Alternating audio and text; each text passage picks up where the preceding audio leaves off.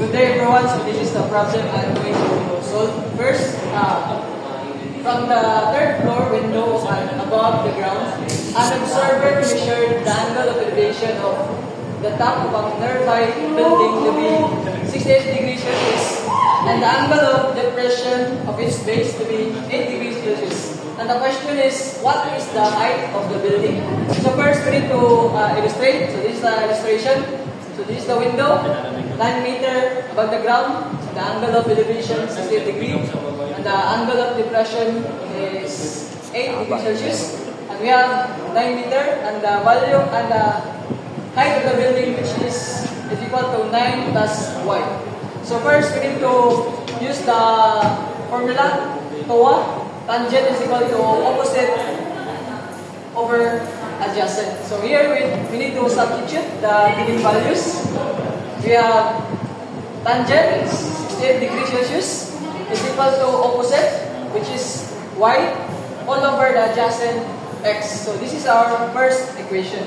Second equation, so the angle of, we're going to use the angle of depression, which is 8 degrees Celsius, is equal to the opposite, which is the 9 meter, and then the adjacent y. So here, using the calculator, we can get the value of y. Y is equal to 64.03. After that, we need to substitute this value to our first equation. So here, tangent 68 degrees Celsius is equal to y all over x, which is 64.03. We can get y is equal to 158.47 meter. And here, using the equation of finding the height, so we have h is equal to 9 plus y. Substitute, we can get 167.47 meter.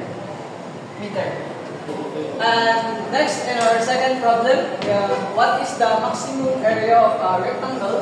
Those base is on x-axis and those upper two vertices line on the parabola is equal to y is equal to 12 minus x squared.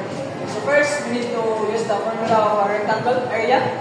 So we have area of a rectangle is equal to length times width, where the length is equal to 2x and the width is equal to y, which is 12 minus x squared. So here we need to substitute the values. So we have the length 2x times 12 minus x squared. We can get 24x minus 2x cubed. And then we need to find the derivative of this equation. So we can get 24 minus 6x squared. So the best, first we need to find the value of x, where the area is equal to 0. So we can get x is equal to 2. And then we need to substitute this value to our length, which is 2x. So 2 times 2 is equal to 4. And our width, substitute again, and we can get 8. And to find the area, so we have area is equal to length times width, which is 4 times 8. We can get